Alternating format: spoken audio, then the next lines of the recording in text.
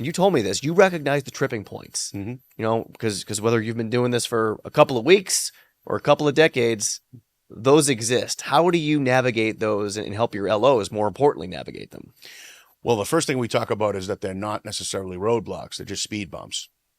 And I think that with that mindset, they feel like, any challenges that are in their way at the moment, they're just temporary. So we look at it like, there's an aspect of this where, you got to be comfortable being uncomfortable. And you got to know that you can, get through the tripping points. And with our leadership, I mean, you know what, myself and my business partner, Robert, we have about 6 decades worth of experience, which means that we've untangled a lot of loans. With that said, we're available to our loan officer crew all the time to be able to kind of handle those obstacles for them.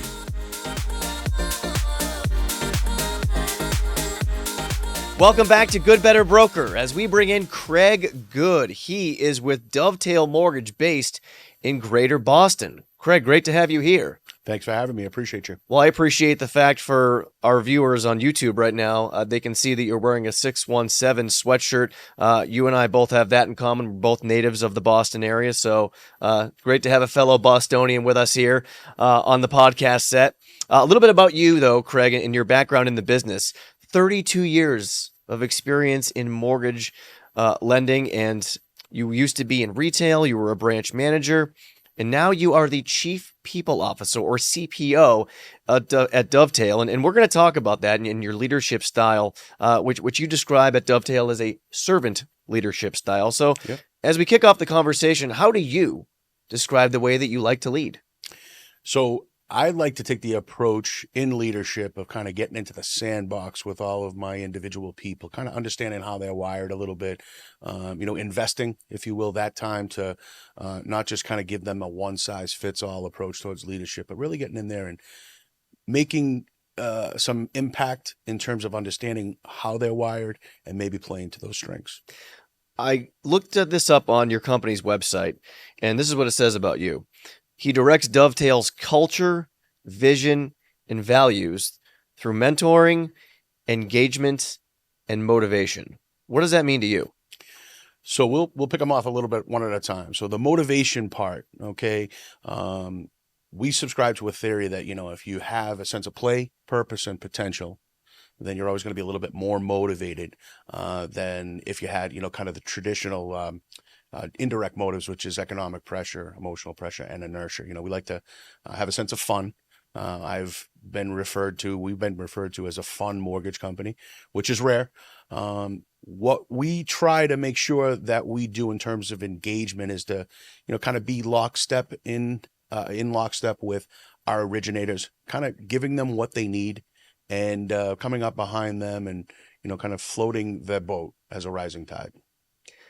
The fact that you were just talking about things that deal more with psychology than mortgage origination would lead me to believe that you've really thought about the mental side of the game as an LO.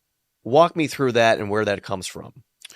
So as a loan officer, a lot of people don't realize we're commission only folks. So we're kind of a rare breed in that respect. And I think it's hard to get up and do that on a day-to-day basis if you don't have a properly set mindset, a positive mindset, one that, the Henry Ford way of thinking is that if you believe you can, you're right. If you believe you can't, you're equally as right. Your company prides itself on its onboarding program. And this ties directly to what we were just talking about, of you getting in the sandbox and really being boots on the ground with the LOs, because you've been there. Like we said, you've been in this business now for over 3 decades. Tell me about the onboarding program and how it works. We were focused very much on making sure that the onboarding process of, integrating them with the various platforms technologically, the lender outlets, the username, passwords, all the stuff that kind of, in some cases takes others 3 or 4 weeks to put together as a company.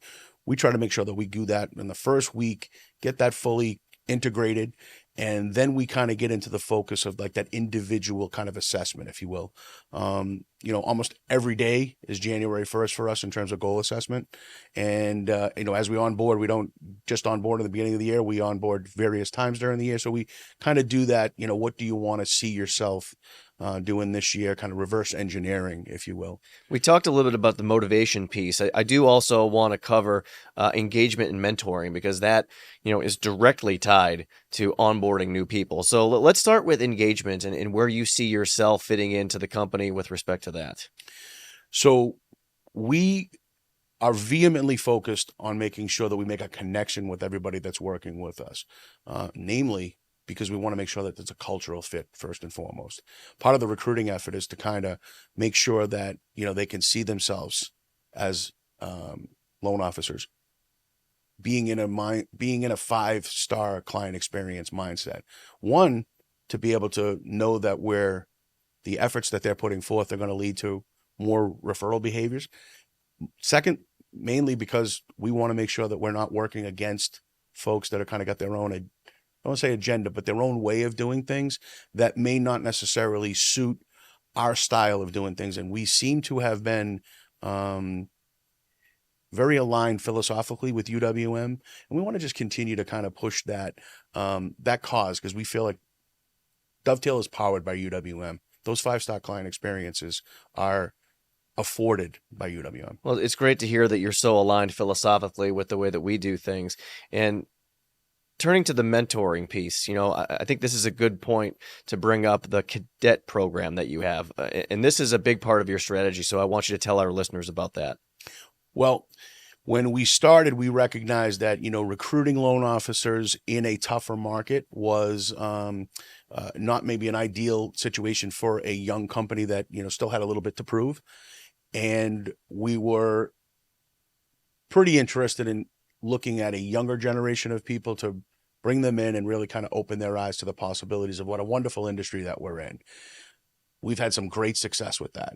Today, we had a loan that's closing from a young man who I met along the way, felt like his customer service skill set was awesome. I wrapped my arms around him, and he drove from Miami today to Tallahassee, Florida to go to a closing to celebrate it. That was one of our cadets. Very proud of him. That's not a short trip. That's 9 to 10 hours. My goodness. So I guess it takes what it takes. Man, yeah, we've heard that before. Yeah. You just made reference to it, but I want to talk more about this. Your office, your company, is this great mix of youth and experience. Yeah. Why is that a dynamic that you and your leadership team have focused on? In the beginning, we were looking at the youth to kind of repurpose and, allow a group of people to be able to feel what this industry looks like and maybe see themselves, kind of it fitting for them, to try to make it a career that's worth having. And time has gone on, we've gotten an opportunity to see more mainstream loan originators that are doing some business, and now they're seeing that the way that we're doing business is a way that they would like to operate. So it's a nice healthy concentration, kind of a healthy mix right now, and I'm enjoying really both aspects, because the sandbox, if you will, for the people that are currently have some stride built up and in the business for a while, I think that our style of mentoring and leadership is really affecting them in a positive way too, because they're feeling like a rebirth of sorts. So I think it's really organic in nature, and I enjoy both sides of the youth and the experience model. When I'm 22 years old, when I got into this business, there was a lot of people that wrapped their arms around me. There was no technology. There was no YouTube to go figure out how to be an LO. A lot of people really kind of stepped up on my behalf and helped mentor me. And I feel like it's just something at this stage of my career, it's a give back time. No, it's well said. And you and I were talking before this, and you were telling me that, due in part to some of these younger people that you were around quite often, Chat GPT has now become your new Google. Yeah. How would you describe just the overall approach of the company in terms of embracing technology and the way that's been impacted by some of these younger people that you have? So we're inspired to embrace technology from UWM because of the fact I think you guys are light years ahead of where your colleagues are in the business. But when we were, investing and getting into the Sandbox discussions with that younger group of folks, a couple of people that had just got out of college and whatnot, BU to be specific. There was an opportunity one time where the young kid said to me, "Oh, you got to see this thing, ChatGPT. It's amazing." And I think it was probably summer of 22. So I don't think anybody had really heard of it. So it was the first time I had heard of it. And then when I realized its capabilities, I feel like that train's going to leave the station quick. Let's jump on the train so we can kind of figure it out down the way. It's really cool to hear that. Your role as chief people officer, we mentioned that off the top of the conversation, that there are a few things that I want you to get into, because this is really directly tied to the way you view yourself and the importance that you play for all of your loan originators. I think as a chief people officer, which they gave me that title, I didn't ask for it. I think what the rest of my crew looks to me to do is to be the glue that kind of keeps us all together. I like to say, it's a Charles River reference, but if you ever look at a crew that's going down the Charles River, in a rowing, if you will, you got to have everybody with an oar in the water. There's got to be some rhythm to it. And I kind of establish a rhythm within our, on our playing field. That's more than anything is really what I do, is I kind of take the people and I kind of put them on the right seats in the bus. It's a Boston reference, by the way, for those that don't know. The Charles River, the head of the Yeah. Charles, one of the biggest rowing crew events in the country. So I got it. Just want to make sure everybody else does. Love that dirty water. Oh, yes, we do. You really, though, another thing that you do, Craig, is you, and this is part of the experience that you have in the business. And you told me this, you recognize the tripping points, because whether you've been doing this for a couple of weeks or a couple of decades, those exist. How do you navigate those and help your LOs, more importantly, navigate them? Well, the first thing we talk about is that they're not necessarily roadblocks. They're just speed bumps. And I think that with that mindset, they feel like, any challenges that are in their way at the moment, they're just temporary. So we look at it like, there's an aspect of this where, you got to be comfortable being uncomfortable, and you got to know that you can, get through the tripping points. And with our leadership, I mean, myself and my business partner, Robert, we have about 6 decades worth of experience, which means that we've untangled a lot of loans. With that said, we're available to our loan officer crew all the time to be able to kind of handle those obstacles for them. And with some of that younger generation of people, they're really not getting the best look first. They're getting the tough one. We do a lot of rescue loans in that space where guys are pounding the pavement going, give me the toughest loan that you got. And then we work on, kind of navigating those tough loans to successful outcomes. There's the loan level knowledge, and then there's the guidance, if you will, that you're able to provide as far as what it takes to succeed in sales. And it's interesting because you and I were planning on talking about this during this conversation. And then during the weekly sales huddle today, one of our sales VPs, Eric Mojica, was up on stage talking about this same exact topic. What does it take to be in this business, a commission-only mindset? In your mind, what does it take to succeed in that space?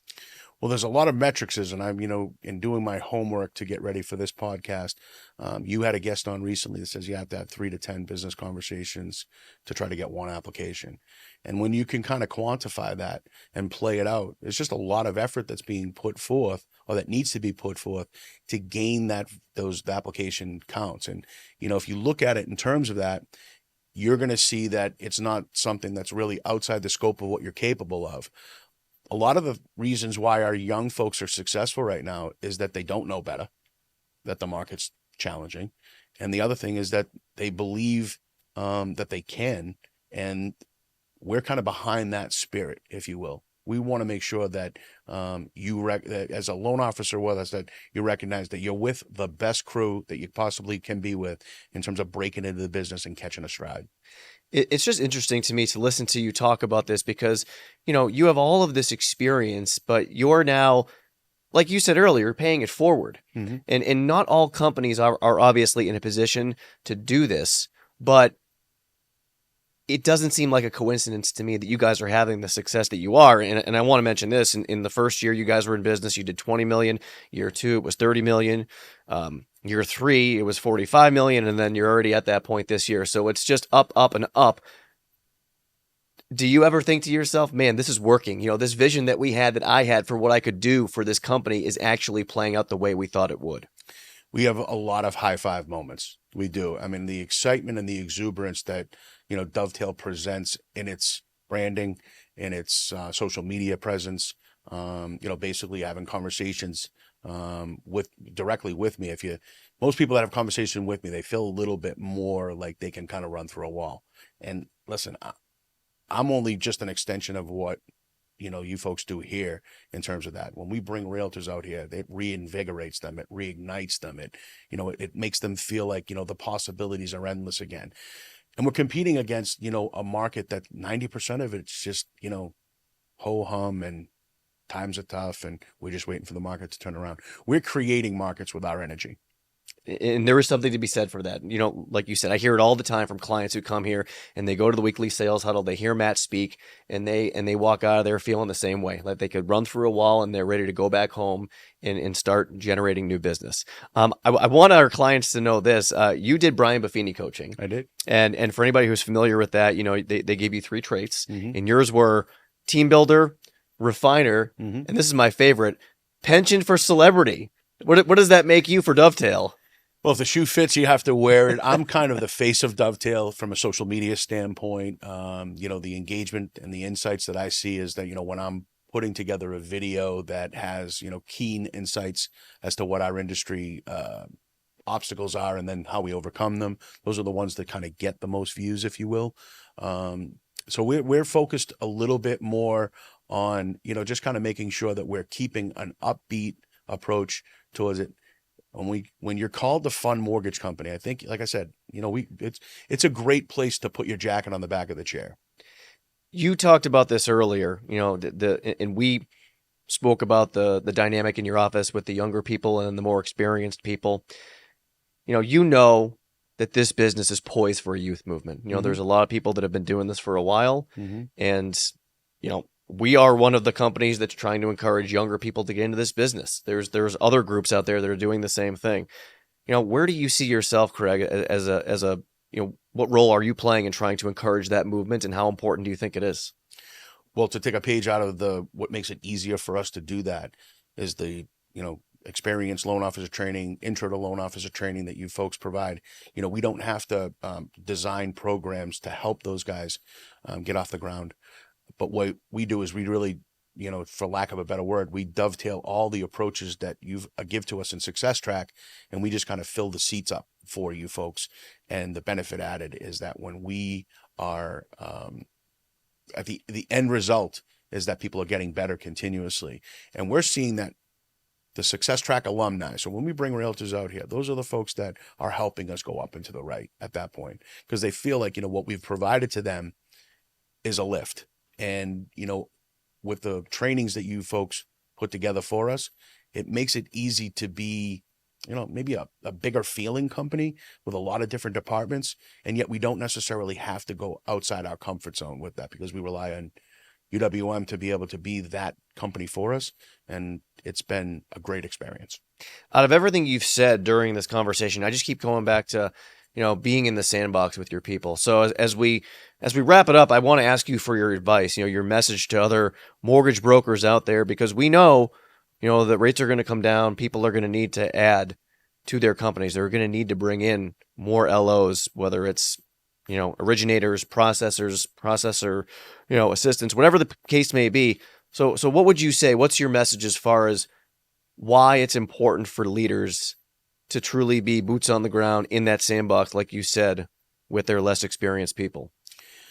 Well, that's the time where the less experienced people will probably likely get ignored, or the attempt at helping them, just the time will just evaporate for them, because, loans have a way of kind of enveloping you. What I would say to, the leaders that are running other mortgage brokerages is that you've got to get ready for the scale that's going to happen. I don't think it's a surprise that it's forthcoming. I think that with the tools that you folks have to be able to kind of bump into scale successfully, PA Plus is going to be a needle mover for us. We think that our existing processing team is equipped. We're built for scale right now. We've reverse engineered where we want to be, and we're playing to that end game right now, and we're aggregating all of the 5-star client experiences to get there.